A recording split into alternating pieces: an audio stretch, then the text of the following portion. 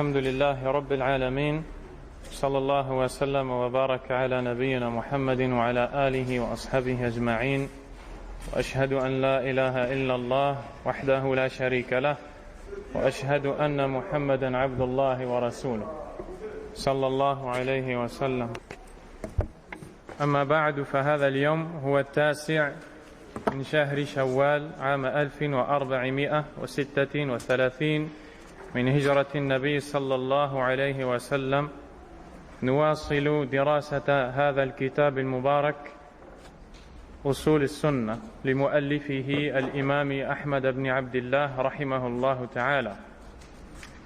Nous sommes le 25 juillet 2015 et nous poursuivons l'étude de cet écrit concis de son auteur, le grand savant, l'imam Ahmad rahimahullah, les fondements de la sunna, basé sur le commentaire du cheikh Ahmad ibn Yahya al-Najmi rahimahullah.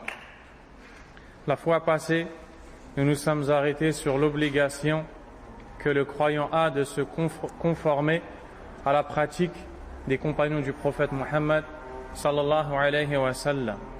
L'auteur a montré la grande importance de suivre le chemin qui a été tracé par Allah tabaraka wa ta'ala, et son prophète sallallahu alayhi wa sallam est suivi par ses compagnons, ceux qui ont été choisis par Allah pour vivre aux côtés du prophète sallallahu alayhi wa sallam et devenir plus tard les exemples dans le suivi de la sunna. Nous avons vu également que le prophète sallallahu alayhi wa sallam nous a informé de la façon la plus explicite et claire que cette communauté va se diviser en 73 fractions. Toutes iront au feu excepté une. Les compagnons ont interrogé le prophète sallallahu alayhi wa sallam: qui est-elle? Le prophète sallallahu alayhi wa sallam a dit: ceux qui sont sur ma voie et celle de mes compagnons. La voie du prophète sallallahu alayhi wa sallam et la voie des compagnons ne sont pas deux voies différentes. Ce n'est que la même chose, car les compagnons suivent le prophète sallallahu alayhi wa sallam.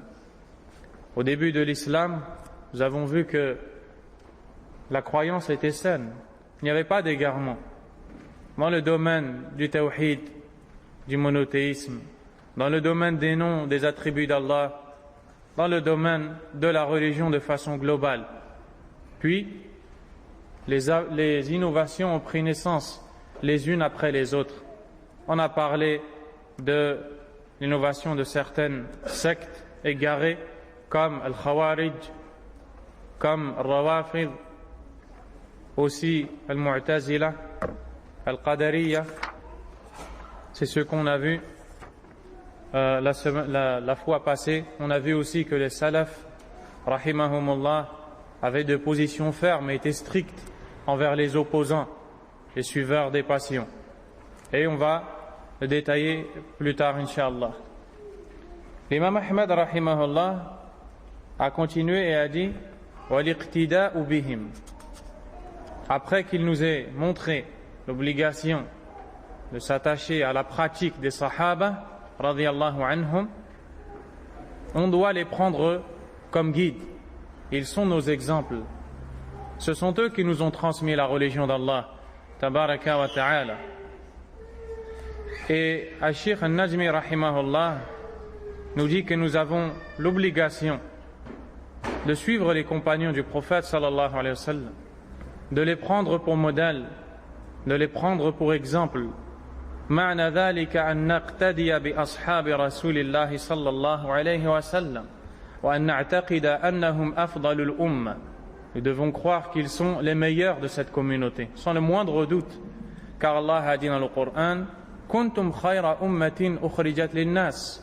Selon le sens rapproché, vous êtes la meilleure communauté issue des hommes. Et sans le moindre doute, les premiers concernés sont les compagnons du prophète sallallahu alayhi wa sallam. Wa ahabbuha ila Allah wa aqrabuhum ilayhi wasila. Ils sont la communauté la plus aimée d'Allah. Et ils sont ceux qui sont les plus proches d'Allah. Et Allah tabaraka wa ta'ala dans Sourate An-Nisa a dit: ومن يشاقق الرسول من بعد ما تبين له الهدى ويتبع غير سبيل المؤمنين نوله ما تولى ونصله جهنم وساءت مصيرا. Selon le sens rapproché, Allah nous dit: et quiconque fait scission avec le messager, après que la guidée lui fut exposée clairement, et suit un autre chemin que celui des croyants, nous le laisserons s'en remettre à ce vers quoi il s'est détourné, et le brûlerons dans la géhenne, le feu. Et quelle mauvaise destination! Dans ce verset, Allah tabaraka wa ta'ala s'adresse à toute personne qui voudrait faire scission avec le messager, ne pas le suivre, et suivre une autre voie que celle des croyants. Et les premiers croyants, qui sont-ils? Les compagnons du prophète sallallahu alayhi wa sallam. Celui qui abandonne leur voie, Allah le laisse s'en remettre à ce qu'il a décidé de suivre, comme route, comme chemin égaré, comme passion. Et alors, il se retrouvera sous la menace d'Allah tabaraka wa ta'ala. Aussi, le prophète sallallahu alayhi wa sallam, dans le hadith qui est rapporté par l'imam al-Bukhari et Muslim, nous a montré l'importance des compagnons, si bien qu'il a dit: la tasubbu ashabi, n'insultez pas mes compagnons, fawalladhi nafsi biyadi, car je jure par celui qui détient mon âme dans sa main, law anfaqa ahadukum mithla uhudin dhahaba, si l'un d'entre vous dépensait en aumône l'équivalent de la montagne de Uhud en or. Et la montagne de Uhud est célèbre, elle se trouve à Médine, elle s'élève et s'étend sur des centaines de kilomètres. Ma balagha mudda ahadihim wala nasifa. Il ne parviendrait pas à 2 mains jointes que l'un d'entre eux donnerait en aumône, pas même une seule. Si tu prends l'équivalent de la montagne de Uhud en or et tu l'offres à un pauvre, et qu'un compagnon vient et donne une seule main en aumône, l'aumône que toi tu as donnée ne pourra jamais atteindre le niveau et le degré chez Allah que celle donnée par les compagnons. Car le compagnon a marché avec le prophète sallallahu alayhi wa sallam. Ses pieds ont foulé la même poussière que les pieds du prophète ont foulé sallallahu alayhi wa sallam. Cela que Cheikh Najmi rahimahullah appuie dans son commentaire sur l'importance de suivre les compagnons et nous dit que celui qui suit autre que les compagnons va inévitablement s'égarer, sans le moindre doute. Il dit, en parlant de ces gens-là, أَمَّا الَّذِي يَتَّبِعُ غَيْرَ سَبِيلِهِمْ وَيَقْتَدِي بِغَيْرِهِمْ فَقَدْ ضَلَّ ضَلَالًا بَعِيدًا. Quant à celui qui suit une autre voie que la leur et prend en exemple d'autres personnes que ces derniers, il s'égarera très loin. وَخَاسِرَ خُسْرَانًا مُبِينًا. Et il aura une perte immense, sans le moindre doute. Puis il va citer qu'Allah tabaraka wa ta'ala, dans ce verset, a envoyé cette menace à quiconque s'oppose à la voie des compagnons, radiyallahu ta'ala anhum. وقد ظهر من هذا أن الواجب على كل طالب علم أن يتبع سبيل المؤمنين الذين هم أصحاب رسول الله صلى الله عليه وسلم. Il apparaît désormais qu'il est une obligation à chaque étudiant en sciences, à quiconque recherche le savoir, de suivre la voie des compagnons. Ceci doit être une base chez le musulman. Le musulman doit comprendre que quand il veut œuvrer dans la religion d'Allah, tabaraka wa ta'ala, il doit d'abord voir s'il y a des preuves qui l'incitent à faire ce qu'il veut faire comme œuvre. Et il doit d'abord voir si les compagnons étaient dans cette même guidée. Il ne doit pas faire devancer son raisonnement, ses désirs, ses idées, ses passions, ses doctrines, autres que celles des compagnons du prophète sallallahu alayhi wa sallam. وأنه ينبغي له أن يستحضر هذا الوعيد. Il doit constamment garder à l'esprit cette menace d'Allah subhanahu wa ta'ala. ولنتذكر قول القائل من الإخوان أي الإخوان المسلمين إن للإخوان صرحا كل ما فيه حسن لا تسلني من بناه إنه البنا حسن. Wal'iyadhu billah. Et maintenant, il va comparer la doctrine des gens de la sunna à celle de certains innovateurs, parmi lesquels les frères musulmans, ce groupe égaré et égareur, et dont le danger est connu. Un des poètes de ce groupe, en voulant faire les éloges du fondateur, est dénommé Hassan al-Banna, et ne pas confondre avec Hassan al-Banna, le contemporain, le grand savant égyptien de la sunna, Hassan ibn Abdel Wahhab ibn Marzouk al-Banna. Lui est un savant salafi, un savant de la sunna. Ici, nous parlons du fondateur des frères musulmans. Donc, si tu entends un salafi dire à Cheikh Hassan al-Banna, sache que, Inch'Allah, il parle du cheikh de la sunna qui est connu. Ce poète a dit, dans les sens rapprochés de ces vers, les frères musulmans ont un édifice. Tout ce qui s'y trouve est bon. Ne m'interroge pas sur celui qui l'a bâti. Certes, c'est Hassan al-Banna. De quoi est-ce qu'il parle ici? Il parle de la méthodologie des frères musulmans, de leurs croyances. Et que Hassan al-Banna, quand il a fondé ce groupe, avec ses règles, avec sa méthodologie, sa façon de comprendre les textes, puis il a véhiculé cela au sein des musulmans, tout ce qui s'y trouve est bon pour eux.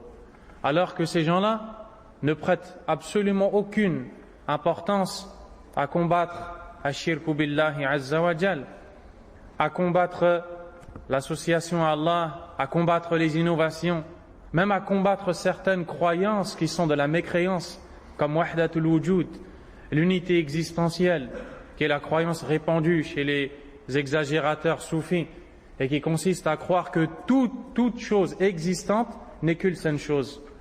N'est qu'une seule chose. Et on va en parler plus tard, Inch'Allah. Al-Sheikh al-Najmi a dit لننظر هل كان ما قرره حسن البنا في حزبه موافقا لما عليه أصحاب رسول الله صلى الله عليه وسلم أو مخالفا له. Observons donc, est-ce que ce qui a été fondé par cet individu, Hassan al-Banna, et son parti, est en accord avec la voix des compagnons du messager ou en désaccord, sallallahu alayhi wa sallam. Mais c'est ainsi que le musulman doit agir. Il ne doit pas dire oui mais j'aime cette personne et je ne vois que du bien de cette personne. Il doit faire abstraction de ses paroles et il doit avoir une balance qui est le Coran et la Sunna. Quelqu'un qui veut œuvrer, tu veux savoir si son œuvre est bonne, tu ne regardes pas son nom, tu ne regardes pas son origine, tu ne regardes pas son intelligence, tu regardes est-ce que les textes ordonnent de faire ce qu'il a fait. Si oui, ce qu'il fait est bon. Sinon, ce qu'il fait est mauvais. Même s'il fait partie des gens que tu peux admirer, même s'il fait partie de tes proches, lisez le Coran. Ibrahim alayhi salam s'est séparé de son père. Allah tabaraka wa ta'ala a dit فَلَمَّا تَبَيَّنَ لَهُ أَنَّهُ عَدُوٌّ لِلَّهِ تَبَرَّأَ مِنْهُ.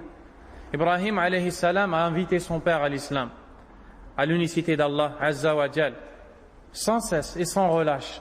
Quand il a vu que son père était un ennemi d'Allah azza wa jal, il s'est désavoué de lui, il s'est innocenté de lui. Le prophète Nuh alayhi salam, il appelle son fils et lui demande d'embarquer avec lui pour être sauvé de la noyade.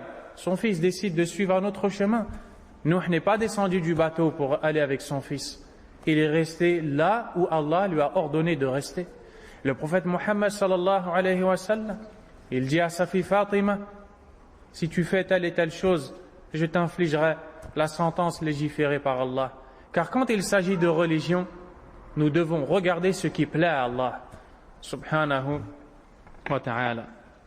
Il dit que si on regarde la méthodologie de ce groupe-là, min al-qa'idati ila al-qimma, depuis ses bases, ses fondements, jusqu'au sommet, ma huwa alladhi qarrarahu Hassan al-Banna.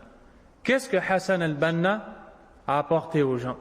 Fi da'watihi wa manhajihi, dans sa prédication et sa méthodologie.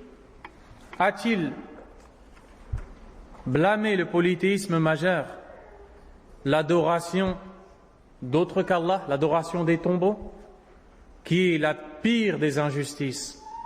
Subhanallah. La pire des injustices, la chose la plus grave. Si tu vois quelqu'un dehors assassiné une centaine de personnes, sache que celui qui a voué l'adoration à autre qu'Allah a fait bien plus grave que ça. Est-ce que Hassan al-Banna, est-ce que les frères musulmans ont dans leur prêche la mise en garde contre Ashirku Billah? La réponse est non.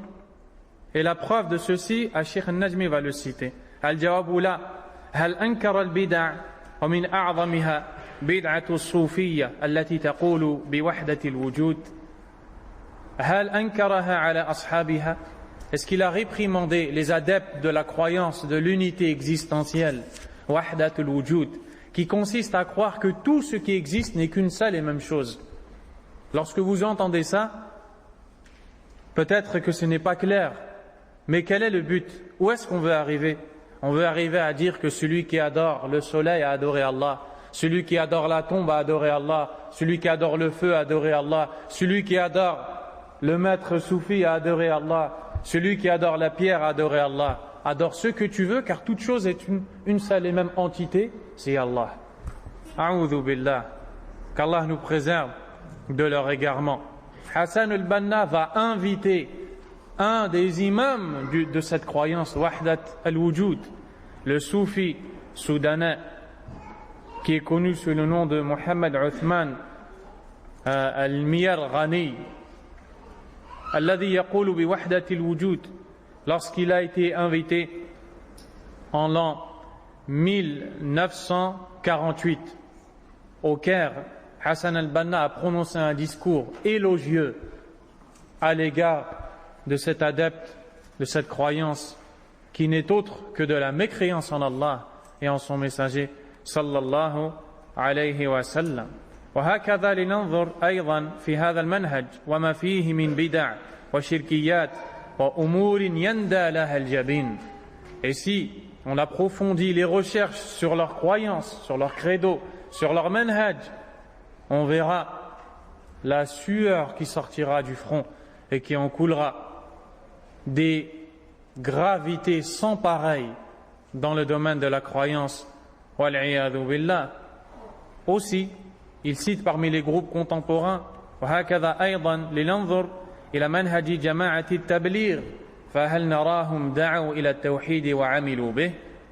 Il cite le groupe appelé par le nom de Jama'at al-Tabligh, le groupe de la prédication, le groupe de la da'wa. Quel beau nom! Mais qu'est-ce qui les vide de son sens chez ces gens-là? Qu'Allah les guide à la sunna. Et celui qui médite sur le prêche de Jama'at al-Tabligh. Déjà, Jama'at al-Tabligh, c'est un mouvement qui est fondé en Inde par le dénommé Mohammed Ilyas al-Kandahlawi, il y a à peu près une 60aine d'années. Et cet individu est un soufi, déjà de base. Un soufi de la tariqa, la confrérie, la voie appelée Deobandiyya.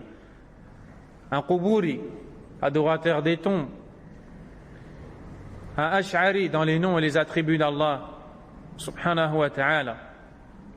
Il s'est levé un beau matin et a dit qu'il a vu le prophète en rêve, sallallahu alayhi wa sallam, lui informer qu'il y a un grand besoin de réunir la communauté. Et pour ce faire, il a fondé ce groupe avec des règles bien déterminées au sujet desquelles Allah n'a révélé aucune preuve, ni le prophète ne les a enseignées, sallallahu alayhi wa sallam, et à partir de là, ils ont inventé ce qu'ils ont inventé. Je sais que la plupart des frères, quand ils entendent Jama'at al-Tabligh, ils ne pensent que au khuruj, qui est une bid'a sans le moindre doute. Mais il y a bien plus grave que ça. Il y a du soufisme. Chez les maîtres de ce groupe, il y a du shirk, il y a de l'adoration des tombes. Zakaria, le neveu de Mohammed Ilyas, a un ouvrage dans lequel il traite des rites du pèlerinage, et dans lequel, et je vous parle de ce que mes yeux ont lu, dans lequel il invite tout individu qui se rend dans la mosquée du prophète sallallahu alayhi wa sallam, lorsqu'il visite la tombe du prophète alayhi salatu wa sallam, de lui solliciter l'intercession. Alors que l'intercession est un droit d'Allah, on ne doit la demander qu'à Allah, et que l'intercesseur ne pourra intercéder que si Allah lui en donne la permission. Même le prophète Mohammed sallallahu alayhi wa sallam. Les compagnons ne lui demandaient pas l'intercession, car c'est un droit d'Allah. Et quiconque demande le droit d'Allah à un autre, lui a donné un égal, est tombé dans le polythéisme. Lui appelle les gens à commettre cet acte, malheureusement. Et donc, ils ont répandu leurs croyances, ils ont leurs 6 fondements. Ils appellent ça as-sifat as-sitt, les 6 attributs, ou bien les 6 qualités, ou bien al-usul as-sitta, les 6 fondements. Le premier fondement, et quand vous allez entendre les choses en apparence, ce sont des bonnes choses. Premièrement, tahqiqu kalimati la ilaha illallah Muhammadur Rasulullah, la concrétisation de la parole la ilaha illallah Muhammadun Rasulullah. Deuxièmement, as-salat dhatul khushu'i wal khudu', donner de l'importance à l'humilité et la concentration dans la prière. Troisièmement, al-ilmu bil fada'il lal masail ma'a dhikr, avoir la connaissance des mérites des actions et pas les règles relatives à ces actions. Et on va parler de ces chaque point chez eux, car chez nous c'est clair grâce à Allah Azza wa Jal. Quatrièmement, ikramul muslim, honorer le musulman. Cinquièmement, tashihun niyya, corriger l'intention. Sixièmement, ad-da'watu ila Allah Azza wa Jal wal khuruj fi sabilillah, l'appel à Allah Azza wa Jal et la sortie dans le chemin d'Allah. Quelle magnifique parole. Prenons maintenant l'explication qu'ils donnent à la ilaha illallah, qu'ils appellent à concrétiser. Et l'individu ne doit pas être fanatique, il écoute. S'il voit la vérité, il la suit. On appelle tout musulman à suivre la vérité. Dans leurs livres à eux, ce ne sont pas des inventions. Ils définissent la ilaha illallah de la manière suivante. Ikhrajul yaqin al-fasid min al-qalb wa idkhalul yaqin al-jazim. Faire sortir du cœur toute fausse certitude et faire entrer dans ce dernier toute véritable certitude. Ou al-yaqin as-sadiq, toute véritable certitude. Et c'est comme ça qu'ils enseignent la ilaha illallah, alors que Quraysh a dit, le peuple du prophète sallallahu alayhi wa sallam, polythéiste, associateur, aja'ala al-alihata ilahan wahida inna hadha la shay'un ujab. Va-t-il réduire toutes les divinités pour en adorer qu'une seule? Voici là une chose étonnante dans la première page de Surat Sad, en réponse à l'appel du prophète sallallahu alayhi wa sallam, ya ayyuhan nas qulu la ilaha illallah tuflihu, ô vous les gens, dites la ilaha illallah, vous réussirez. Eux ont répondu ces propos pour s'y opposer. Allah a approuvé de Quraysh le sens de la ilaha illallah qu'ils ont compris. Et les tablighs viennent et disent la ilaha illallah veut dire faire sortir la fausse certitude du cœur et faire entrer la vraie certitude du cœur. Tant au point de vue de la langue arabe, du sens linguistique que religieux, cette explication est fausse et erronée. La ilaha illallah, la ma'bouda bihaqqin illallah.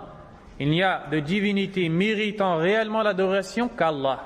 Voici le sens de la ilaha illallah, voici le message des prophètes et des messagers envoyés et élus par Allah subhanahu wa ta'ala. Ensuite, d'autres points sur lesquels on ne va pas s'étaler, parmi lesquels al-khuruj fi sabilillah, ce fameux khuruj dont on entend tant parler, qui consiste à commencer par sortir 3 jours, puis 10 jours, puis 40 jours, puis 4 mois. Et quand tu sors 4 mois et tu reviens de l'Inde et du Pakistan, tu es considéré comme un pieux et tu fais partie des gens qui ont le droit à entrer dans leurs assises particulières, où il y a les grandes personnes qui justement se recueillent. Et tout ceci n'a aucun fondement dans la religion d'Allah. Ad-da'watu ila Allah, l'appel à Allah tabaraka wa ta'ala, premièrement doit se faire avec science.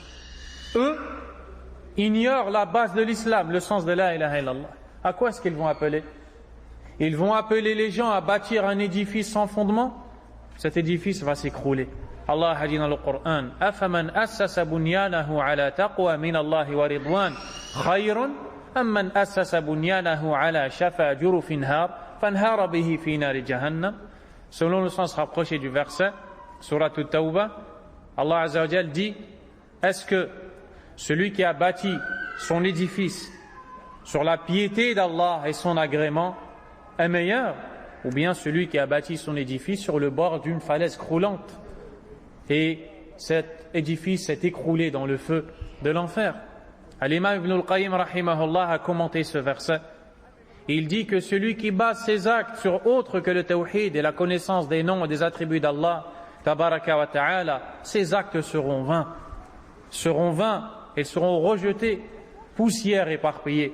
Alors que celui qui a construit moins que le dernier comme acte, mais sur le tawhid, sur l'unicité d'Allah, sur les noms, les attributs d'Allah Azza wa Jal, celui-là, ses actions vont être acceptées par Allah. Mais eux ne se concentrent pas sur ce prêche. Ils appellent les gens à tawhid al-rububiyya. Allah est le créateur, Allah est le pourvoyeur, Wallahi, Allah a tout créé. Qui ignore ça? An-Nasara, les chrétiens, beaucoup d'entre eux y croient. Des gens qui ne croient en aucune religion ont la croyance en un créateur.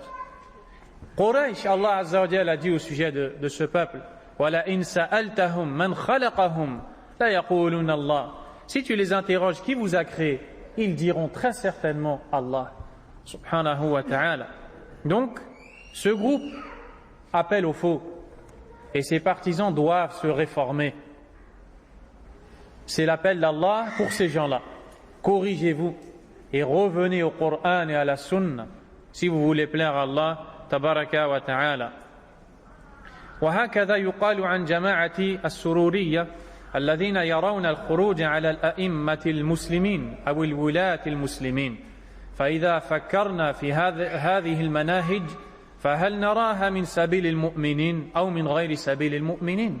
Également, ce groupe appelé Sururiya, en référence au dénommé Muhammad Surur ibn Naïf ibn Zayn al-Abidin, qui est une personne qui a étudié à Unayza. C'est un endroit proche de la ville de Riyad. Puis il a commencé avec ses paroles à s'opposer aux savants de la Sunna et aux gouverneurs. Puis il a été exclu de ce pays, il s'est réfugié en Angleterre et de là-bas il envoie ses paroles polluées et déverse son flot de haine sur les savants de la Sunna, parmi lesquels les grands savants, en les traitant d'esclaves dans des écrits à lui, en les traitant d'esclaves des gouverneurs, et que quand les gouverneurs veulent quelque chose, ils passent par leurs esclaves qui le valident au nom d'Allah et de son prophète sallallahu alayhi wa sallam, et ils incitent les gens à se rébellionner contre les détenteurs de l'autorité, contre les savants. Est-ce que ceci fait partie du manhaj des sahaba qu'Allah nous a demandé de suivre? La réponse est non. Ceci fait partie des manahij al-mubtada'a, des méthodologies inventées qui n'ont pas ses fondements ni dans le Coran ni dans la Sunna. Pour cela que l'imam al-Sheikh al-Najmi rahimahullah ta'ala insiste sur l'importance de suivre as-sahaba radiyallahu ta'ala anhum. L'imam Ahmad rahimahullah dit wa tarkul bid'a. Parmi les fondements de la Sunna, le délaissement des innovations. Ceci fait partie des bases de la religion d'Allah tabaraka wa ta'ala, des bases de la religion de Muhammad ibn Abdullah sallallahu alayhi wa sallam. Comprenez-le, ô musulmans, de délaisser les innovations. Et le mot bid'a est un pluriel. Il est le pluriel du terme arabe bid'atun. Et dans son sens linguistique, les savants ont défini ce terme comme étant اختراع شيء على غير مثال سابق, inventer une chose sans exemple pareil. C'est-à-dire, on parle ici du sens linguistique. Al-bid'a, dans le sens de la langue arabe, pas dans le sens religieux, c'est concevoir quelque chose sans se baser sur un exemple préexistant.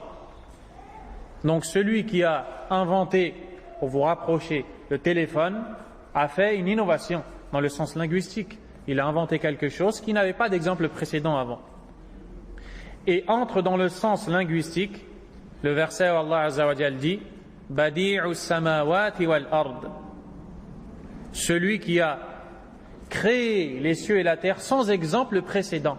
On y retrouve Badi' qui vient de bid'a ou bada'a ou btada'a et autres. Et donc, voici le sens linguistique. Quant au sens du terme bid'a dans la religion, il y a plusieurs définitions qui sont données. Et Cheikh Ubayd al-Jabiri, hafidhahullah, a retenu celle du hadith de Aïcha radiyallahu anha dans le recueil de l'imam Muslim. Le prophète sallallahu alayhi wa sallam a dit Man ahdatha fi amrina hadha ma laysa minhu fahuwa rad. قال إحداث في الدين ما ليس منه. Il dit, donc le prophète dit sallallahu alayhi wa sallam, celui qui invente dans notre ordre quelque chose qui n'en fait pas partie, il se verra rejeté. Et dans l'autre variante, riwaya, man amila, celui qui œuvre dans notre religion et fait quelque chose qui n'en fait pas partie, il se verra rejeté. Le cheikh dit, ainsi, œuvrer dans la religion, ce qui n'en fait pas partie est une innovation. Al-Cheikh Al-Uthaymin rahimahullah te facilite encore plus et te dit قُلْ إِنْ شِئْتَ كُلُّ اعتقاد أو قول أو عمل يقصد به التقرب إلى الله لم يشرعه الله. Toute croyance, parole ou action par laquelle on cherche à se rapprocher d'Allah qui n'a pas été légiférée par Allah.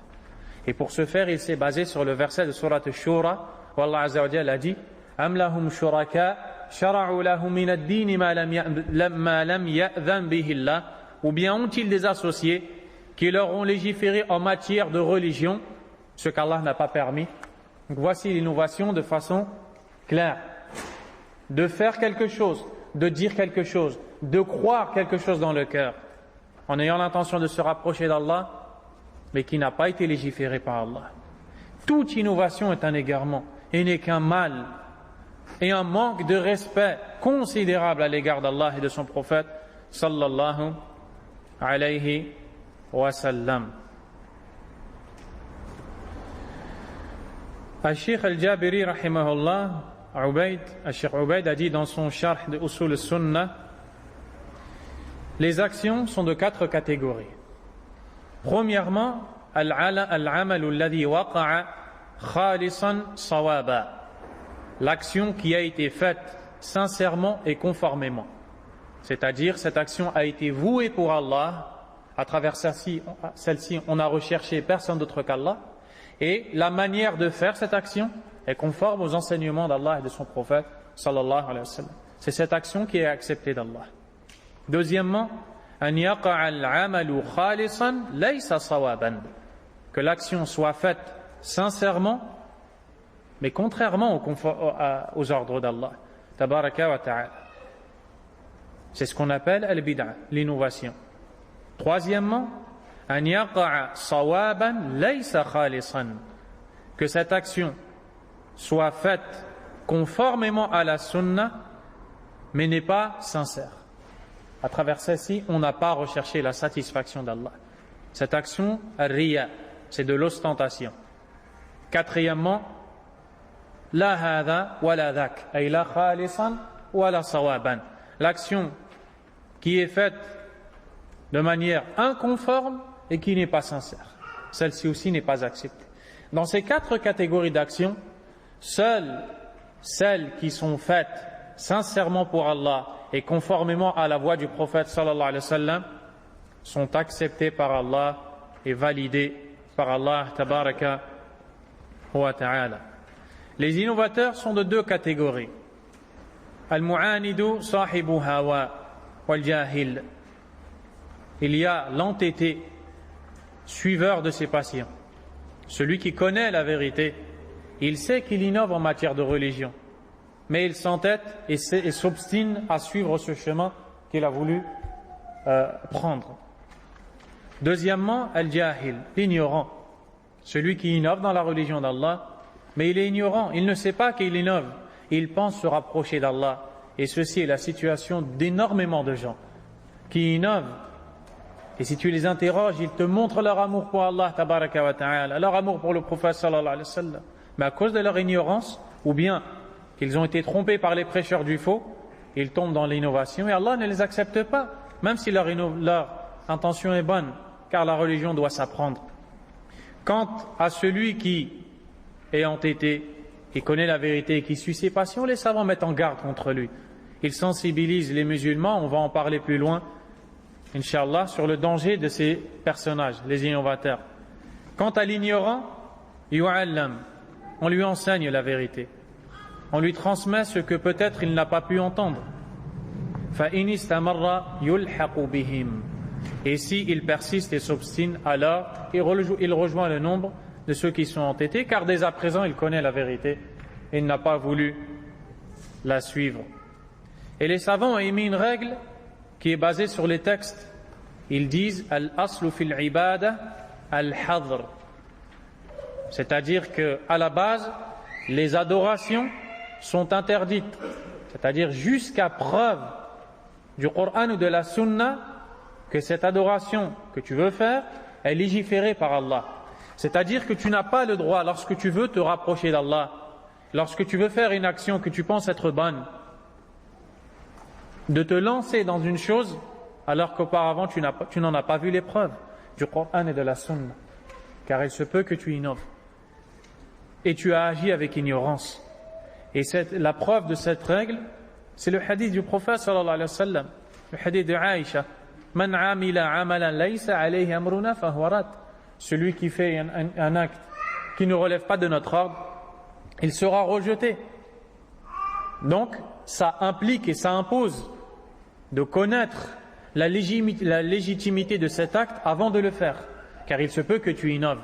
Et dans la religion, tu n'as pas le droit de t'avancer dans un domaine simplement parce que tu as vu un tel et un tel, ou bien parce que tu aimes, ou bien parce que tu te bases sur ton goût, sur ton opinion ou sur ton expérience. Prenons le cas de Jama'at al-Tabligh, l'exemple du groupe Tabligh. Lorsque tu réprimandes l'un d'entre eux, il te répond « Viens avec nous essayer d'abord ». S'il avait compris cette règle, qu'à la base les adorations sont interdites jusqu'à preuve de leur légitimité religieuse, il n'aurait jamais prononcé une telle parole. Car dans la religion d'Allah, on n'essaye pas pour voir si on se sent bien. Allah a dit dans le Coran « وَزَيَّنَ لَهُمُ الشَّيْطَانُ أَعْمَالَهُم » Et le diable leur a enjolivé leurs actes. فَصَدَّهُمْ عَنِ السَّبِيلِ Et les a fait dévier du chemin, c'est-à-dire du chemin d'Allah. Ne vois-tu pas que celui qui fait un péché s'y sent bien? Il n'y a pas une chose mauvaise que tu fais sans que tu y sentes quelque chose qui est tentant et qui t'attire. Allah a dit dans le Coran يَسْأَلُونَكَ عَنِ الْخَمْرِ وَالْمَيْسِرِ Il t'interroge sur le vin et les jeux de hasard.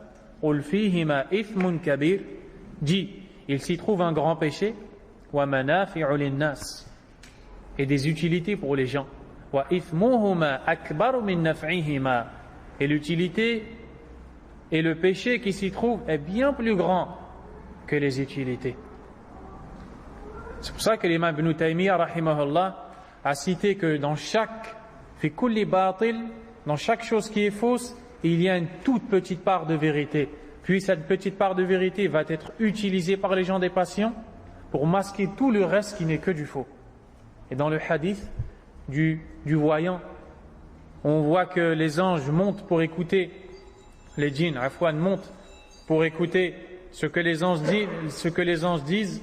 Et revenez au sharh de Kitab al-Tawhid de Cheikh al-Uthaymin, rahimahullah, et vous le verrez, où les djinns montent et ils écoutent ce que les anges disent au sujet de ce qu'Allah a décrété pour le lendemain.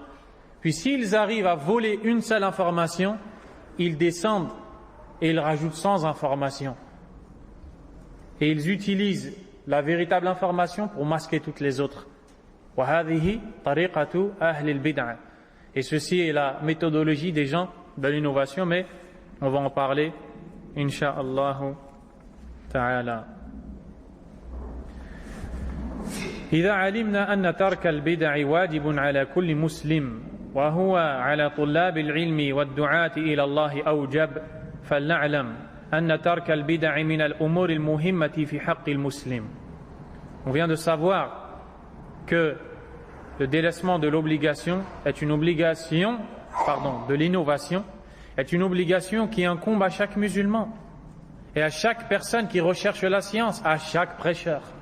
Car maintenant, il y a des innovations même fi tariqati da'wati ila Allah, dans la manière de prêcher à Allah subhanahu wa ta'ala. Donc, les prêcheurs, à plus forte raison, doivent respecter cette obligation. Et ceci est une obligation à chaque musulman.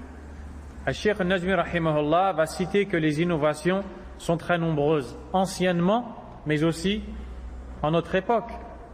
ومن أعظمها خطرا في هذا الزمان ما طرأ على ساحة الدعوة من بدع الحزبيات والتحزب الذي ذمه الله عز وجل في غير ما آية. Parmi les innovations qui ont pris naissance particulièrement à cette époque que nous vivons, le sectarisme, le fait de suivre les sectes, les groupes égarés aux idéologies erronées et fausses. Et cette innovation s'est largement répandue, particulièrement dans cette époque. Et on voit des gens maintenant qui portent le vêtement de la salafiyya, de la compréhension des pieux prédécesseurs. Et quand ils sont interrogés, ils disent « Je suis le chemin d'Ibn Baz, de l'Uthaymin, de l'Albani et d'un tel parmi les sommités, les savants de la sunna. » Alors que dans leur prêche, dans leur façon de faire, il n'y a rien de la da'wa d'Ibn Baz, rahimahullah. Il n'y a rien de la da'wa de l'Albani, rahimahullah. Il n'y a rien de la da'wa de l'Uthaymin, rahimahullah ta'ala. Mais ils utilisent des noms de savants qui sont aimés pour ensuite faire que les gens les suivent. Wal'iyadhu billah. Ceci est interdit. Et al-hizbiyya, le sectarisme, c'est d'adhérer à une idéologie ou à une personne ou à un groupe en dehors de celui des compagnons du prophète sallallahu alayhi wa sallam, d'adhérer à une personne qui n'appelle pas au Coran et à la Sunna, à un groupe ou même à plusieurs groupes, comme dit Cheikh Ubayd hafidahullah, ou à une idéologie, une croyance, et de former une union, alaykum salam, puis de manifester l'alliance et le désaveu pour cette personne, pour ce groupe, pour cette croyance, en dehors de ce qui est dans le Coran et de la Sunna. Ceci est du sectarisme.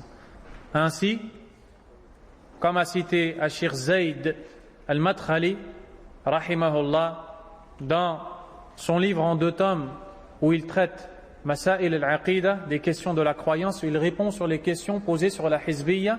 Il dit Al-Ikhwan al-Muslimun, Jama'at al-Tabligh, tous ces gens-là et ces groupes-là qui ont des idéologies qu'ils doivent suivre et ils détestent ceux qui s'y opposent, sont des sectaires. Ils sont des sectes. Et Allah a blâmé le sectarisme dans le Coran. وَأَمَرَ أَن تَكُونَ الْأُمَّةُ أُمَّةً وَاحِدَةً, et a donné l'ordre à la communauté de ne former qu'une seule et même communauté. لِأَنَّهَا عَلَى دِينٍ وَاحِدٍ, car cette communauté a une seule religion. Donc il n'y a pas plusieurs voies à faire. On n'a pas besoin de fonder des groupes. On n'a pas besoin d'instaurer des nouvelles méthodologies.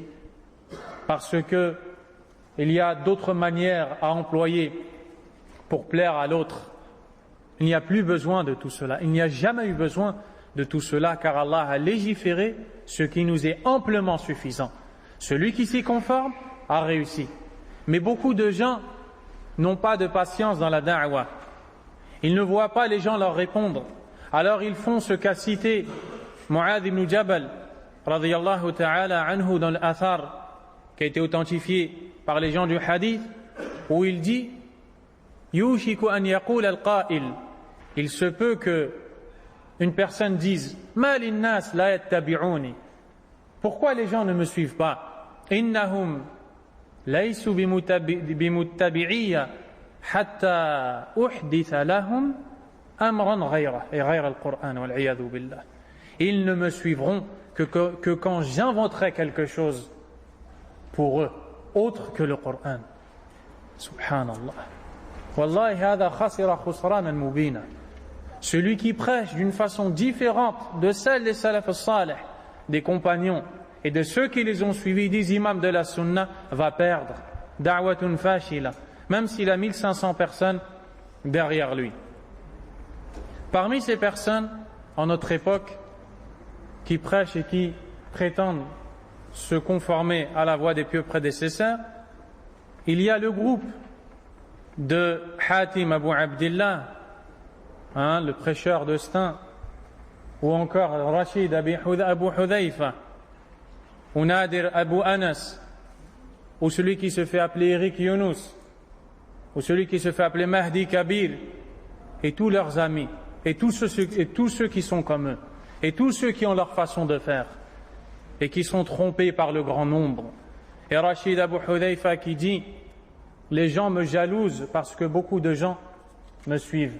Je dis Alhamdulillah, si beaucoup de gens nous écoutent, c'est donc une preuve que nous sommes sur la vérité. Jahil, wallahi, un ignorant.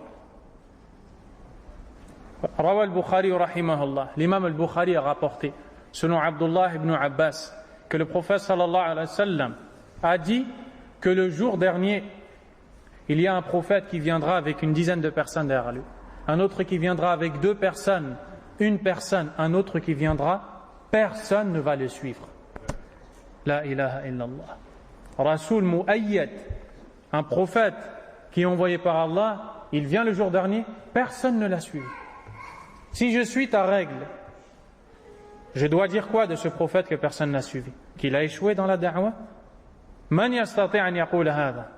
Qui est capable de dire qu'il a échoué dans la da'wah, dans la prédication? Un ignorant. Wallahi, najaha kulla najah. Il a réussi dans son prêche.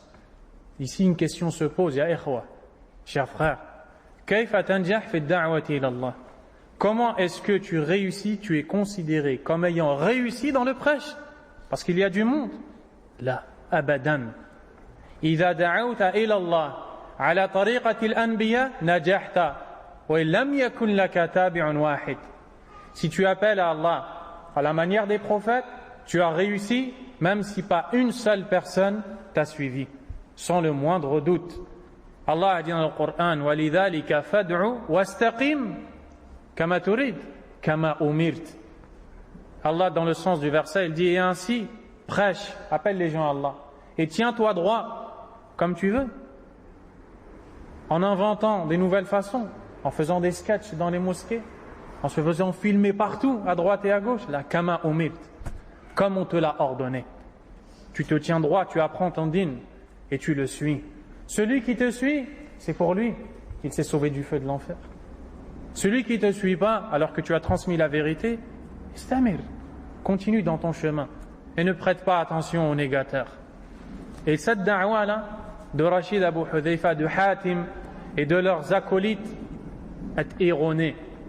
Rachid Abu Hudhayfa qui met sur sa page, dans un compte, il dit en gros: ni salafi, ni ikhwani, ni tablighi, simplement musulman. Allah nous a appelés musulmans dans le Coran. Subhanallah. Salafi veut dire celui qui suit le Coran et la Sunna et qui le comprend avec la compréhension des pieux prédécesseurs. Si tu ne veux pas être salafi, ça te regarde. Ça te regarde. Si tu as choisi de ne pas être salafi, ça te regarde. Ikhwani, tablighi, ce sont des innovateurs et des innovations. Et ce n'est pas étonnant, car ils prennent de certains prêcheurs comme Mohammed al-Arifi et ses semblables, qui vivent en Arabie et qui répandent leur venin et leur poison, qui critiquent les savants de la Sunna et qui incitent la masse des musulmans à se rébellionner contre les gouverneurs et les détenteurs de l'autorité. Et c'est d'ailleurs ce dernier, Mohammed al-Arifi, qui a été l'auteur d'un écrit où il dit: Tablighi ikhwani salafi tasammiyat laysa min al-islam. Il dit: s'appeler tablighi, s'appeler ikhwani, s'appeler salafi, ce sont des appellations qui n'ont aucun lien avec l'islam. Et Cheikh Saleh al-Fawzan radda alayhi, jazahullahu khayran. Le savant Saleh al-Fawzan a réfuté ces dires erronés et lui a dit: comment est-ce que tu peux mettre sur un même pied d'égalité les gens qui suivent les pieux prédécesseurs à ceux qui suivent des gourous, à ceux qui suivent des sectes, à ceux qui ne mettent pas en garde contre le shirk, qui ne mettent pas en garde contre l'innovation? Ce sont d'eux qu'ils prennent, ces gens-là. Il ne faut donc pas les suivre. Il ne faut donc pas les suivre, il ne faut donc pas les écouter, même s'ils ont 1 milliard de vidéos sur Internet. Ça ne veut rien dire. Ce n'est que du vent. Ce n'est que du vent. La da'wa qui reste, da'watul anbiya, l'appel au Coran et à la Sunna. Hatim Abu Abdillah, il dit à ses élèves qu'il est inutile de passer des semaines et des semaines à étudier les questions de l'adoration des tombes. Et il dit que c'est inutile. Il n'y a pas de tombes qui sont adorées ici, en France. Et ils font fuir les gens des savants contemporains de la Sunna. Et ils leur disent, on revient directement aux anciens. Regardez bien, at-tariqa, la méthodologie. Il dit à ses élèves, je respecte les contemporains, mais je préfère revenir aux anciens, car ils sont plus savants. Masha'Allah. Et là, en face de lui, des gens qui ne savent même pas lire l'arabe. Dans quel état ils vont se retrouver? Ils vont être obligés, dans leur religion, de passer par lui tout le temps. Et c'est à ça qu'il les appelle, de façon indirecte. Parce que s'il leur dit, on prend des anciens, eux ne savent pas lire. Il n'y a rien des anciens qui est traduit, qui est facile peut-être à comprendre. Ils seront obligés de passer par lui tout le temps. Et il en fera ce qu'il veut. Hadi da'watul anbiya. Ceci est la méthodologie des pieux prédécesseurs. Subhanallah. Et quand on revient à la da'wa des pieux prédécesseurs, ce n'est pas à ça qu'ils appellent. Ô musulmans, craignez Allah tabaraka wa ta'ala. Donc, at-tahazzub, le sectarisme, est interdit dans la religion d'Allah subhanahu wa ta'ala. Allah azza wa jalla a dit dans surat Shura, dans le verset 13, Shara'a lakum min ad-din ma wassa bihi Nuha walladhi awhayna ilayk وما وصينا به إبراهيم وموسى وعيسى أن أقيموا الدين ولا تتفرقوا فيه كبر على المشركين ما تدعوهم إليه الله يجتبي إليه من يشاء ويهدي إليه من ينيب.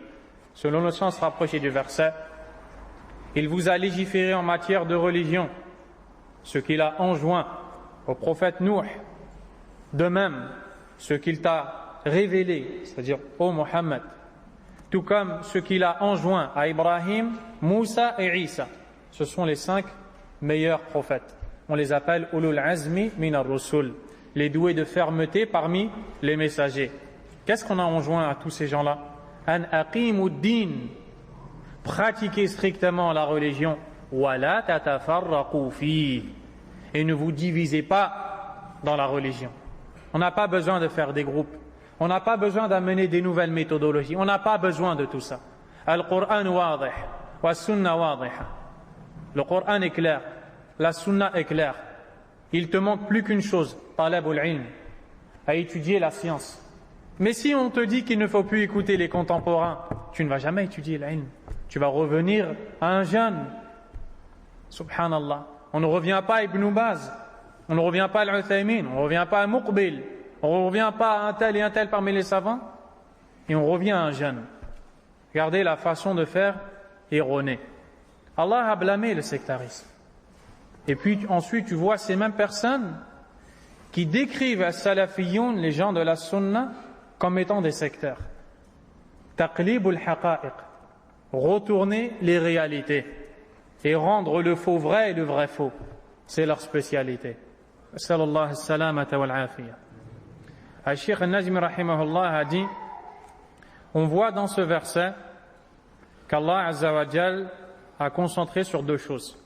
Al-amru al-awwal tawhidullahi azza wa jal. Premièrement, l'appel à Allah, exalté soit-il. Donc, an aqimu ad-din, pratiquer la religion. Et la religion, qu'est-ce que c'est? At-tawhid, l'unicité d'Allah tabaraka wa ta'ala. Al-amru al-thani, deuxièmement, أن تكون الأمة أمة واحدة, que la communauté forme une communauté unique. Lorsqu'il dit ولا تتفرقوا فيه, وأخبر أن هذا هو ما أوحاه إلى الرسل جميعا. Il nous a informé que c'est ce qu'il a révélé à tous les messagers, et à la tête de ces messagers les doués de fermeté, les 5, parmi lesquels notre prophète sallallahu alayhi wa sallam, qui en complète le nombre, Nuh, Ibrahim, Moussa et Isa alayhim الصلاة والسلام.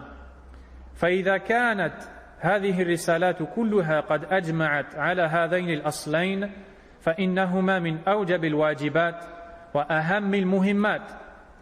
Et donc, si tous les messages avec lesquels les messagers sont venus réunissent ces deux bases, le tawhid, l'unicité et l'union, alors ceci fait partie des plus grandes obligations. Pour cela, Allah Azza wa Jalla a dit Inna hadhihi ummatukum ummatan wahida wa ana rabbukum fa'budun.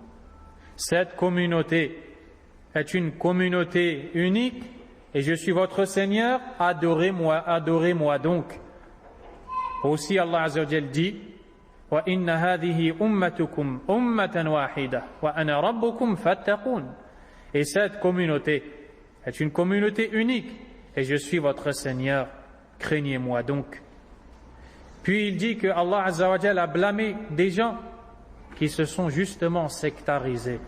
Lorsqu'il dit dans le verset فَتَقَطَّعُوا أَمْرَهُمْ بَيْنَهُمْ زُبُرًا كُلُّ حِزْبٍ بِمَا لَدَيْهِمْ فَرِحُونَ. Il dit que ces gens se sont séparés et ils ont formé des fractions, des groupes. Chaque parti éprouvait de la joie pour ce qu'il suivait. Allah a blâmé cela. Allah tabaraka wa ta'ala l'a blâmé. ففي هذا ذم الأحزاب والحزبيات والأمر بجمع الكلمة. Allah Azza wa Jal a blâmé le sectarisme et les sectes et nous a ordonné de réunir nos paroles. وعدم التفرق في الدين et nous a interdit de se désunir dans la religion. Dans Surah Al-An'am, Allah subhanahu wa ta'ala a dit إن الذين فرقوا دينهم وكانوا شيعا لست منهم في شيء. شيعا أي أحزابا. Dans le sens du verset, ceux qui ont divisé la religion et qui ont formé des groupes, tu n'as rien à voir avec eux, tu n'en fais pas partie. Il parle au prophète Mohammed sallallahu alayhi wa sallam et il lui dit qu'il n'a rien à voir avec ces gens qui ont formé des groupes. Il y a donc une menace, comme cite le cheikh lorsqu'il dit lasta minhum fi shay. Tu ne fais pas partie d'eux. Allah Azza wa Jalla les menace. وعلى هذا فلنعلم أن هذه الحزبيات كلها داء وضلال وأن النجاة باتباع كتاب الله وسنة رسول الله صلى الله عليه وسلم وسنة خلفائه الراشدين وعمل الصحابة من بعدهم. À partir de là, on doit savoir que le sectarisme est une maladie, une calamité, un égarement et que le salut réside nulle part ailleurs que dans l'attachement au Coran et à la Sunna, à la guidée des compagnons du prophète sallallahu alayhi wa sallam. Le cheikh dit, l'imam Ahmad rahimahullah continue, wa kullu bid'atin fahiya dalalah. Ça c'est un fondement des gens de la Sunna.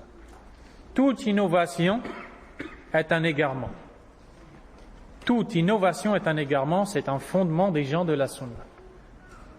يجب أن نعلم أن المطلوب من كل عبد أن يتبع رسول الله صلى الله عليه وسلم وأن يطيعه لأمر الله سبحانه وتعالى بذلك في قوله قل أطيعوا الله وأطيعوا الرسول. Nous avons l'obligation formelle de savoir qu'il est demandé à tout serviteur de suivre le messager d'Allah et de lui obéir. Sallallahu alayhi wa sallam. Allah nous en a donné l'ordre. Dans le sens du verset, il nous dit, obéissez à Allah et obéissez au messager.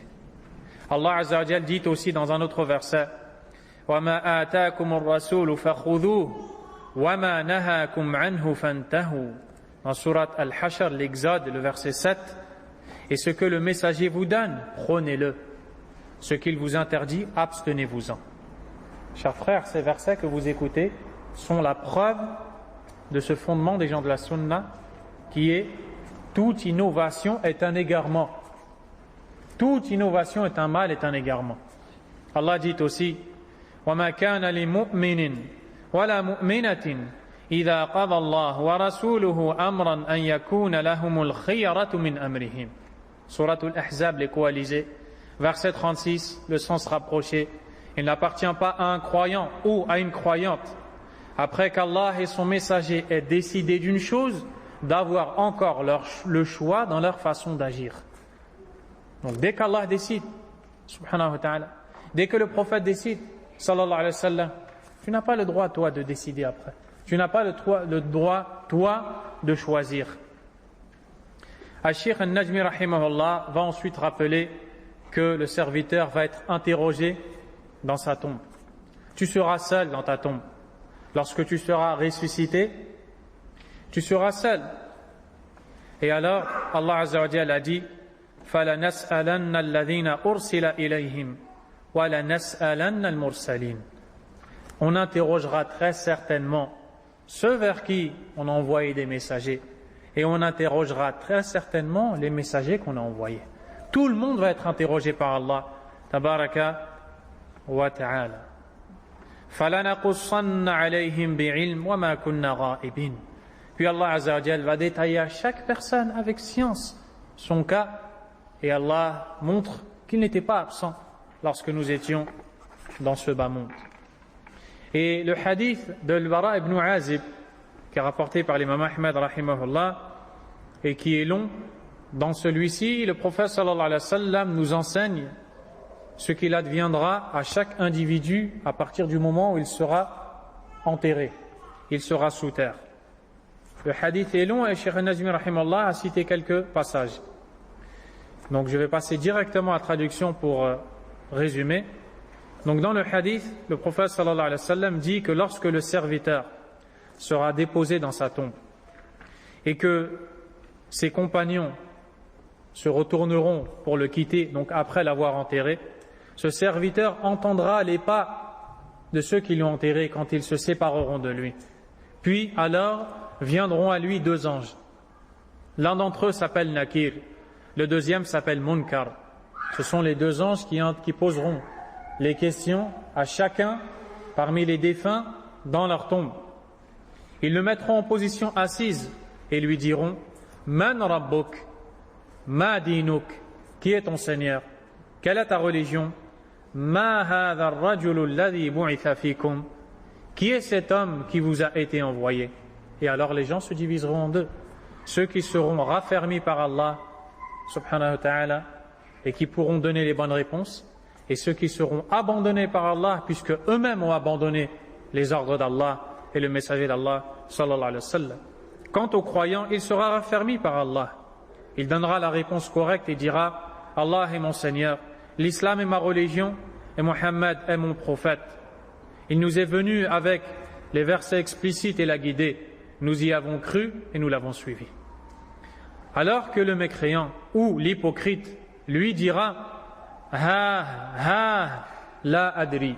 Cette expression arabe, est prononcée par celui qui est habité par le plus grand désarroi. Il regrette, car c'est trop tard maintenant pour lui. Il sait qu'il pouvait trouver la réponse, mais il ne peut plus revenir. Hélas, malheur à moi. Je ne sais pas. J'ai entendu les gens répéter une parole et je l'ai répétée après eux. Et certains savants ont dit qu'ici, c'est une preuve at-taqlid la yanfa' fil aqida, que le suivi aveugle est inutile dans la croyance. Regardez ce qu'il dit. Sami'tu an-nas yaquluna shay'an faqultu. J'ai entendu les gens dire quelque chose et je le répétais. Et cette faïda, je l'ai pris de notre enseignant au Yémen, al-Sheikh Abu al-Khattab al-Libi hafidhahullah ta'ala. Et ces audios, ils sont disponibles sur Internet.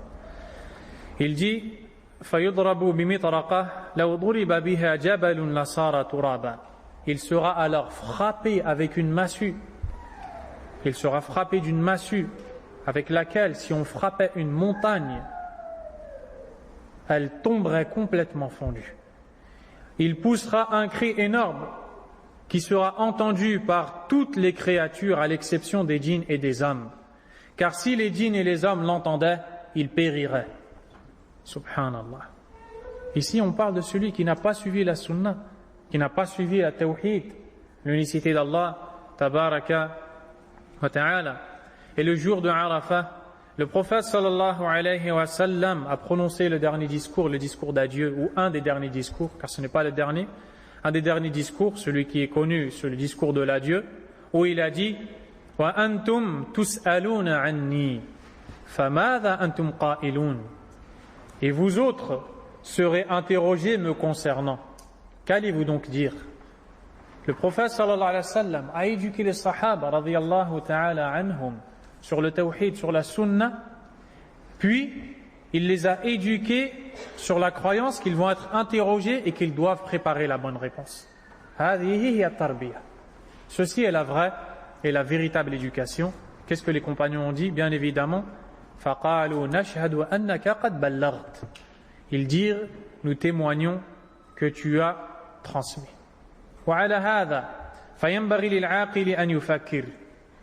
À partir de là, le doué de raison doit méditer. Suit-il celui qu'Allah lui a ordonné de suivre? Ou bien suit-il les suiveurs des passions qui ne veulent que l'égarer? Donc tout musulman qui veut prêter oreille au nom d'Allah tabaraka wa ta'ala à un prêcheur dans le but de se rapprocher d'Allah et de s'inscrire dans la religion, ne prête pas l'oreille à tous beaux parleurs, à toute personne qui arrive et qui ouvre la bouche et qui parle. Bismillah ar-Rahman ar-Rahim, inna alhamdulillah, tu ouvres l'oreille, tu écoutes. Et tu dis, il a dit, qala Allah, qala Rasulullah. Là, ta'allam usul al-aqida. Apprends d'abord les bases de la sunna, les bases de la croyance. Elles te permettront de voir clair. Elles te permettront de savoir celui qui est égaré. Mais si tu vas directement écouter n'importe qui, comme le font beaucoup de jeunes, malheureusement, lorsqu'il veut apprendre sa religion, le premier prêcheur qu'il voit, il l'écoute. Et voilà qu'il tombe sur un khariji, il tombe sur un soufi, il tombe sur un shi'i, il tombe sur un rafidi, il tombe sur telle et telle secte. Et tu le vois quelques mois après, il commence yukafir al-ulama, yukafir al-hukam, à taxer de mécréants les savants de la sunna, à taxer de mécréants les gouverneurs. Et il pense de sa personne qu'il fait partie des gens les plus savants, alors qu'il ne connaît rien. Wallah, il ne connaît rien. Et wallah, c'est par souci de conseil. Car je ne vous cache pas la tristesse que l'on ressent quand on voit tous ces jeunes qui viennent à peine d'entrer dans la religion et qui partent en Syrie et qui croient que Al-Qaïda ou bien Daesh ou bien Nusra ou autres sont dans la vraie religion. Et ils se mettent à rendre mécréants leurs parents, ils se mettent à rendre mécréants les gens qui habitent dans les pays musulmans. Wal'iyadhu billah, alors qu'ils ne connaissent rien de la religion d'Allah. Tabaraka wa ta'ala. C'est pour cela que les gens doivent apprendre usul al-sunnah, les fondements de la sunna. Ils doivent apprendre l'aqida pour marcher sur le chemin qui plaît à Allah, car il y a beaucoup de voies qui mènent à l'égarement. Et le prophète sallallahu alayhi wa sallam a dit, il y a 73 sectes. C'est indéniable et irréfutable. Pourquoi aujourd'hui nous trouvons des musulmans qui éprouvent un mal à écouter de tels textes? Si ces textes venaient de ma bouche, de la tienne ou de la bouche d'un tel, je pourrais comprendre. Et on pourrait tous comprendre. Mais s'ils viennent de la bouche du prophète sallallahu alayhi wa sallam, celui qui nous a exposé les problèmes et qui nous en a donné les solutions, pourquoi est-ce que tu éprouves de la gêne? Si bien qu'ils vont même dire que ce sont des hadiths qui ont été inventés pour diviser la communauté. Regardez le manque de compréhension. Alors que ces hadiths sont donnés pour justement donner les solutions pour que la communauté ne se divise pas. Et aujourd'hui, tu vois des gens comme Nadir qui expliquent ce hadith et qui dit, vous savez, toutes ces sectes, ces 72 là qui sont égarés, c'est qu'une infime partie de la communauté, comme ceux qui sont rawafid, et il prend 2-3 groupes parmi les plus égarés, il délaisse tous les autres. Ya ikhwa, je vous pose une question. Car malheureusement, avec ces gens-là, il faut revenir à des choses encore plus simples, parce qu'ils ne comprennent pas l'ilm. Al-Qur'an wa Sunnah. Si tu prends un gâteau et tu le découpes en 73 parts et tu jettes 72 parts à la poubelle et tu en laisses une, tu dis quoi? La majeure partie du gâteau, elle est à la poubelle. La majeure partie du gâteau a été jetée. Si je viens après et je dis non, ce n'est qu'une infime partie qui a été jetée, tu vas dire je suis fou. Ton prophète sallallahu alayhi wa sallam te dit que 72 groupes vont dans le feu et toi tu viens sans pudeur, sans science pour dire c'est une infime partie. La hawla wa la quwwata illa billah. Et c'est pour cela, ces gens-là n'ont pas étudié cette aqida. Ne l'ont pas étudié. C'est pour ça qu'ils font des énormités, ils prononcent des erreurs catastrophiques.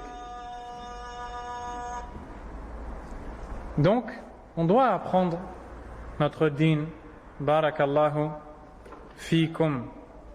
Toute innovation est un égarement. Al-Sheikh Ubaid hafidhahullah a dit كل بدعة ضلالة لتحذير نبينا صلى الله عليه وسلم منها. أولا, toute innovation est un égarement. Il va citer deux raisons. Premièrement, car le prophète sallallahu alayhi wa sallam a mis en garde contre les innovations. Il ne met en garde que contre ce qui est mauvais. Et il dit كل بدعة ضلالة. Toute innovation est un égarement. Deuxièmement, vous avez noté? Écrivez waffaqakumullah. Wa barakallahu fikum wa thabbatana wa iyyakum ala sunnah. Deuxièmement, لأنها يترتب عليها أن الدين ناقص أو أنه يقبل الزيادة والنقص وهذا طعن في الله تعالى والرسول صلى الله عليه وسلم والصحابة رضي الله عنهم وأئمة الهدى. Car de dire qu'il existe des bonnes innovations revient à dire que la religion d'Allah est défaillante. Il s'y trouve des manques, il faut les combler. Et que la religion d'Allah accepte l'ajout ou la diminution. Et ceci revient en réalité à critiquer Allah, à critiquer son prophète sallallahu alayhi wa sallam, à critiquer les compagnons et à critiquer les imams de la sunna. Tous ces gens-là n'ont pas fait leur travail. Puis un tel est arrivé et a inventé al-Mawlid al-Nabawi et a dit que c'est bien et que c'est une bonne innovation. Wal'iyadhu billah. Subhanallah. Donc, vous voyez bien, toute innovation est un égarement. Et ceci, il n'y a pas de doute sur ça. Al-Sheikh Najmi dit وَالَّذِي أُوصِيكُمْ بِهِ وَنَفْسِي اتِّبَاعُ السُّنَّةِ وَتَرْكُ الْبِدْعَةِ. Et ce que je vous enjoins, comme je l'enjoins à ma propre personne, c'est de suivre la sunna et de délaisser les innovations. لِأَنَّهَا ضَلَالٌ وَهَلَكَةٌ. Car l'innovation est un égarement et une destruction. وَقَدْ حَذَّرَ النَّبِيُّ صلى الله عليه وسلم من البدع. Le prophète sallallahu alayhi wa sallam a mis en garde contre les innovations. Vous le savez tous. وَحَذَّرَ مِنْهَا الْأَئِمَّةُ الْمَهْدِيُّونَ. Les imams bien guidés aussi ont mis en garde sans cesse dans leurs ouvrages de croyance. فَمِنْ تَحْذِيرِ النَّبِيِّ صلى الله عليه وسلم. Parmi les mises en garde du prophète sallallahu alayhi wa sallam, le hadith connu, hadith Irbad radiyallahu anhu. Il est dans les 40 hadiths de Nawawi. فَإِنَّهُ مَنْ يَعِشْ مِنْكُمْ فَسَيَرَى اخْتِلَافًا كَثِيرًا. Celui qui vivra parmi vous, c'est-à-dire après ma mort, et qui vivra de longues années après moi, verra de nombreuses divergences. Le prophète nous expose le problème, sallallahu alayhi wa sallam, et nous donne la solution. فَعَلَيْكُمْ بِسُنَّتِي. Cramponnez-vous donc alors, c'est-à-dire à ce moment-là, au moment de toutes ces divergences, à ma sunna. وَسُنَّةِ الْخُلَفَاءِ الرَّاشِدِينَ الْمَهْدِيِّينَ. Et à la sunna de mes califes bien guidés, bien orientés. Ici, quelqu'un pourrait dire, donc le prophète sallallahu alayhi wa sallam nous dit bien de suivre autre chose que la sunna, car il nous dit suivez la sunna et la sunna des compagnons, des califes, Abu Bakr, Omar, Uthman et Ali. Et ça, c'est une shubha, une ambiguïté qu'ils utilisent pour dire qu'on peut suivre autre voie. La réponse, elle est dans le hadith. Le prophète sallallahu alayhi wa sallam, dans une riwaya qui est authentique, une version qui est authentique, où il y a plus complet, il dit tamassaku biha wa 'addu 'alayha bin nawajid. Cramponnez-vous-y et mordez-la à pleines dents. il cite la sunna du prophète sallallahu alayhi wa sallam, la sunna des califes bien guidés, et ensuite qu'est-ce qu'il dit? Mordez-la. Il parle d'une seule chose. Pour dire que la sunna du prophète sallallahu alayhi wa sallam et la sunna des compagnons, c'est la même chose. Car la sunna des compagnons, c'est le suivi de la sunna en réalité. Donc il n'y a pas de voie. Il n'y a pas de voie, il n'y en a qu'une. Wa iyyakum wa muhdathatil umur. Et prenez garde aux nouvelles choses. Ici, nous parlons en religion. Toute nouvelle chose en religion, on doit y prendre garde. Fa inna kulla muhdathatin bid'a. Car toute nouveauté est une innovation. Wa kullu bid'atin fahiya dalalah. Et toute innovation est un égarement, et c'est de ça que l'imam Ahmad s'est basé pour le mettre dans les fondements de la sunna. Quand il dit wa kullu bid'atin fahiya dalalah, c'est la partie du hadith du prophète sallallahu alayhi wa sallam. Aussi le hadith rapporté par Muslim, le hadith de Aïcha, il est dans les 40 hadiths, où le prophète sallallahu alayhi wa sallam dit Man ahdatha fi amrina hadha ma laysa minhu fahuwa rad. Celui qui innove dans notre ordre quelque chose qui n'en fait pas partie, il se verra rejeté. Regardez ici, nous lisons les paroles des savants de la sunna. Savez-vous ce que dit Nadir Abu Anas dans sa muhadara, dans sa conférence qu'il a donnée sur la biographie de l'imam Ibn Taymiyyah? Il dit ce que mes oreilles ont écouté et ont entendu. Il dit, écoutez-moi bien, je vous dis quelque chose. Il dit, la plus grande raison, ou la raison principale de la propagation de toutes les innovations, c'est le silence des savants du haqq. Wallahi, il dit que la propagation de toutes les innovations est due au silence des savants du haqq. Qui sont les savants du haqq? Ahlus sunnah, les savants de la sunna, les savants qui suivent la bonne croyance. Ça veut dire que tous ces gens-là se sont tus et lui a prêché. À quoi? Allahu a'lam, tout sauf la da'wa salafiyya. Sallallahu alayhi wa Wallahu ta'ala yaqul فَلْيَحْذَرِ الَّذِينَ يُخَالِفُونَ عَنْ أَمْرِهِ أَنْ تُصِيبَهُمْ فِتْنَةٌ أَوْ يُصِيبَهُمْ عَذَابٌ أَلِيمٌ. Dans le sens du verset, que prennent garde ceux qui s'opposent à son commandement du prophète sallallahu alayhi wa sallam, que ne les touche un trouble ou qu'ils ne soient frappés d'un châtiment douloureux. Celui qui s'oppose au commandement du prophète sallallahu alayhi wa sallam sera touché par un châtiment douloureux. Wal-'iyadhu billah.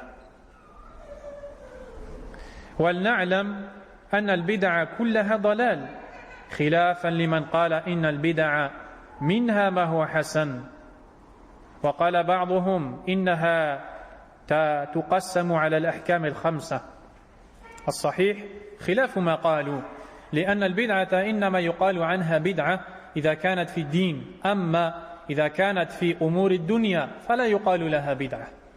الشيخ النجمي رحمه الله dit: nous devons donc savoir que les innovations sont toutes des égarements, contrairement à ceux qui disent qu'il existe des bonnes innovations. Car il est apparu des gens qui ont dit il existe des bonnes innovations. Et quand le prophète dit toute innovation est un égarement, il ne parle que des mauvaises, c'est-à-dire toute mauvaise innovation est un égarement. Subhanallah. Déformation des textes du prophète sallallahu alayhi wa sallam.